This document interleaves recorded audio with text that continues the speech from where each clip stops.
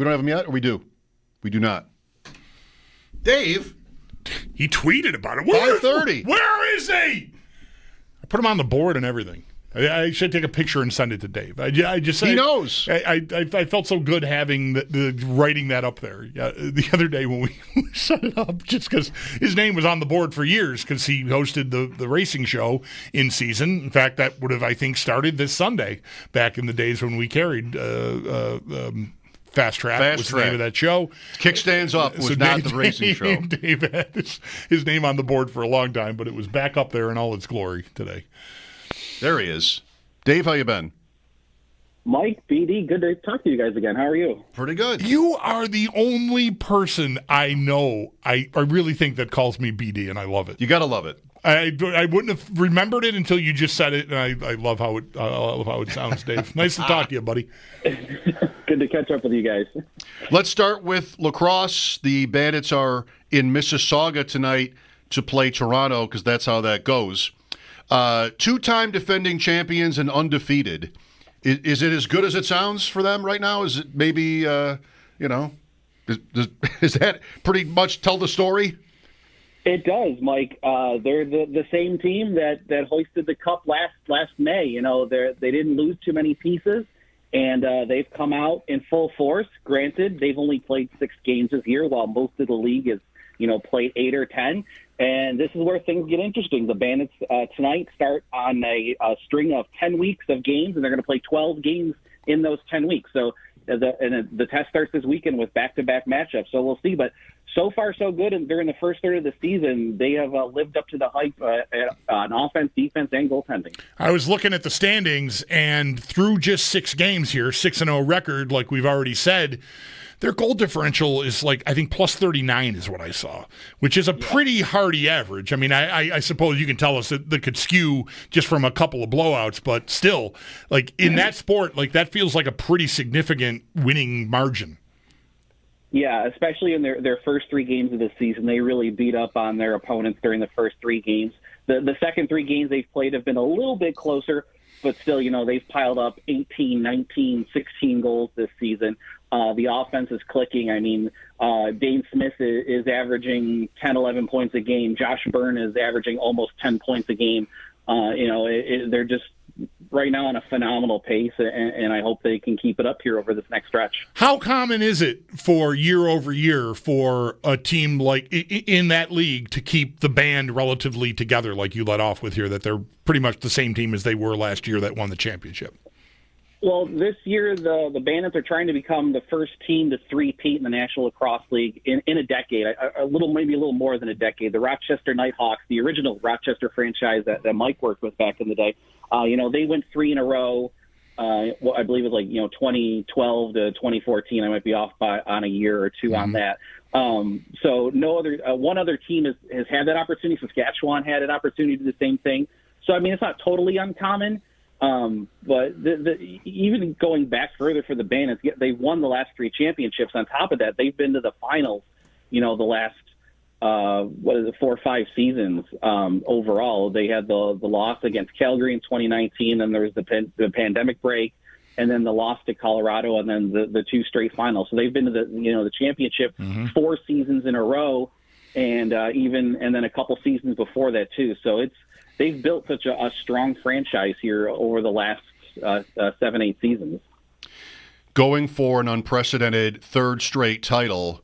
So do they also get all the calls, the Bandits, Dave? Do people complain about are they the Chiefs? The refs favor the Bandits? The NLL. Well, if you've watched the last couple of games, I don't think you'd agree with that. And I think if you ask John Tavares that, he definitely would not agree with that. There's been some rough nights from the refs this season. It was only in the playoffs, though, and they're at home, so that's really where you need it, and that's where where you get it. What is, generally speaking, and maybe Smith and Byrne have reasons to be exceptions in this, what is the age cliff in this sport? So you've got 2 guys here who play, I mean, Dave, right? They kind of play year-round. I've seen them in the outdoor league. I don't know if Smith still does or where that stands. But here's Smith at 32 and Josh Byrne at 30, and fans who follow the Bandits are used to these names for years. I mean, they have been dominant forces on this team for years now. How much longer? Well, if they're like their head coach, John Tavares, they can play well into their 40s, and even their goaltender, Matt Vince, who's, he's 3 months older than I am at 42. He was born in June of 82. I'm September of 82. I mean, so it's not unheard of for these guys to play into their 40s. Now, if they want to do that, that's up to them. They have played a lot of lacrosse in the past 2-3 years, Mike. You mentioned it with their outdoor stuff. This past summer, Dane skipped the outdoor league, but he went right to playing indoors up in Ontario for the Six Nations Chiefs, won the Mann Cup as the world champion. So the Bandits finish in May. He goes to play for Six Nations from June to early September. And then late September, he reported to Team Canada for the World Indoor Championships, along with Josh Byrne and Steve Priolo. So Dane and Josh especially, they've played a lot across the last couple of years. So does maybe that shorten the back end of their career? I don't know. But really, they could go as long as they want, as we've seen with some other players in the league. What are we in for this weekend? Like how you mentioned the back-to-backs, and they've had a lighter schedule relative to the league to this point, Dave. How challenging is the back-to-back, first of all, and then what about these opponents, Toronto tonight in Mississauga and then San Diego at KeyBank Center tomorrow? Well, obviously, the lucky thing for this Bandits back-to-back is there's not a whole lot of travel involved, right? Mike mentioned they're in Mississauga tonight. I can't remember. I don't think the team's staying over in Mississauga tonight. I think they're all driving back tonight so they can be at the arena first thing tomorrow morning for practice. So, no plane flights. Yeah, a little bit of a drive, but it's not like when we drove home after game one of the finals against Albany for 4 hours and they got in at 3 a.m. and then had to be and we're back on the floor 6 hours later during the finals. So you got that. But you're going against two really good teams despite what their records are. I mean, Toronto and San Diego, they've underperformed this year, but they've got a whole lot of talent. Plus, Toronto, the first time Buffalo played them, they didn't have Tom Schreiber. They didn't have their face-off specialist, T.D. Erlin. They didn't have Latrell Harris. So this will be a much improved Toronto roster. But, of course, Buffalo's had the rock number, especially since play resumed after the pandemic. They've been undefeated in, their last 10, 12 meetings against Toronto. So it'll be this is the best rivalry in all of the NLL. There's going to probably be some scraps. We saw the big fight with Zach Belter and Elijah Gash here in Buffalo, and I'm sure there'll be round two with either them or guys like Nick Weiss and Billy Hostrauser. It'll be a very spirited affair coming up at 7 o'clock tonight in Mississauga. And then you take on a San Diego team tomorrow who's in town. I talked to their coach earlier this week. He asked me where they could go to watch the game tonight. So they're here in town looking for a place to watch the game. They've got a load of talent. They just beat Toronto last week with a great last-minute come-from-behind win on goals from two of their best players, Rob Hellier and Wes Berg. They've got Ryan Benesh, who's 40 years old, by the way, used to play for the Bandits. They've got a really good offense, good, strong young defense, and a good young goaltender, Chris Riglieri. So these will be two tough tests for the Bandits. But really, I think the only thing that can beat the Bandits right now is themselves. And they've found themselves in penalty trouble at times this year. So I think they need to improve with their special teams, not only shorthanded, but they need to score a few more power play goals, in my opinion, as well, too. So I think that's going to be the biggest thing, especially tonight against Toronto, because of the rivalry of that matchup. Buffalo can get hot-headed and maybe take a few extra penalties because of it. So they need to stay out of the box this weekend, and I think it's not a stretch for them to come away from this weekend 2-0. Forgive me if I should know this. How well does the Bandits fan base travel? Will there be would tickets be available? Will there be a significant crowd of Bandits fans making this trip to Mississauga tonight? Oh yeah, definitely. You'll see plenty of orange if you watch the broadcast on CW23, ESPN Plus, or even if you listen to John Gertler tonight, hearing it on the radio. There'll definitely be plenty of Bandit fans in the crowd. They do travel very well. I mean, the game against Rochester earlier this year, I think the building was 50-50. There are some real diehards that literally will go everywhere. They'll go to Calgary. They'll go to Saskatchewan. They'll go to Colorado. So, yeah, there'll be quite a few Bandit fans in Mississauga tonight. You said Schreiber is in for Toronto, so his PLL team, Utah, is one of the teams competing, and they call it the Sixes, which is an indoor tournament outside of it's cool, outside of the PLL season. He's one of the best in the league for many years.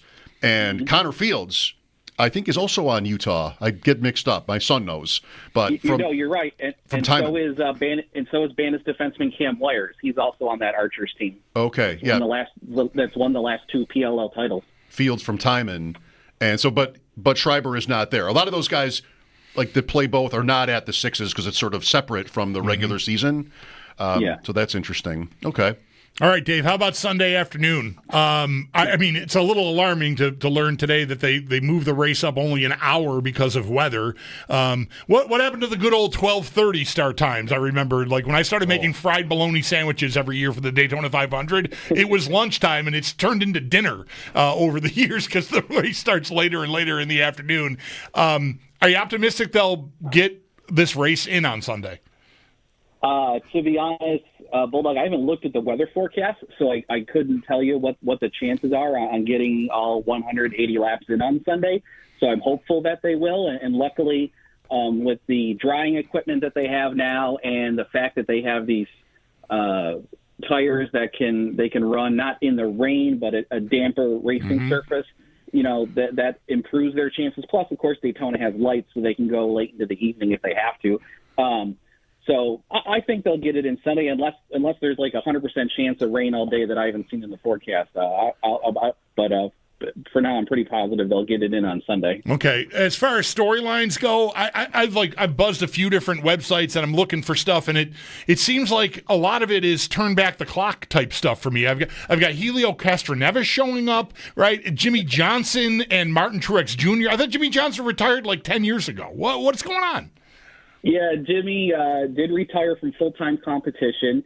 He now is the main owner of the team that used to be Richard Petty Enterprises. It's now called Legacy Motor Club, and actually Richard Petty just sold his share of the club, so Jimmy Johnson's the main team owner for this Legacy Motor Club, so he'll drive a car for that team in the race on Sunday. One of the handful of starts he still does now and then. Same with Martin Truex. This is just a one-off deal for Tricon Garage in the 56, just because he likes running at Daytona.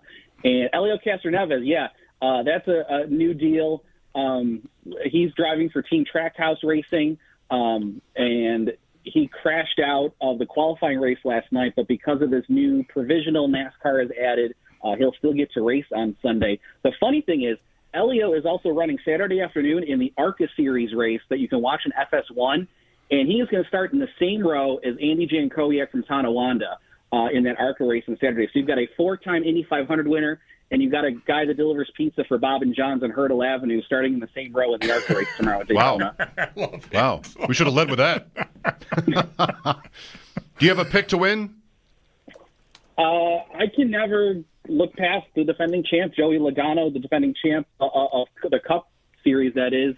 Joey does so well, but I thought Bubba Wallace drove a heck of a qualifying race last night, so he'll be one to watch. And William Byron won this race last year. I think I saw Bubba was like plus 2,600, by the way, so if you're in on that. Right. And William Byron's plus 1,700. So, I mean, those are three guys I would be looking at for Sunday. Those are probably three of my favorites for the race. And Denny Hamlin as well. Denny's won this race 3 times. Still looking for a first series championship, but has won the Daytona 500 before. Dave, I assume you're on the broadcast tonight?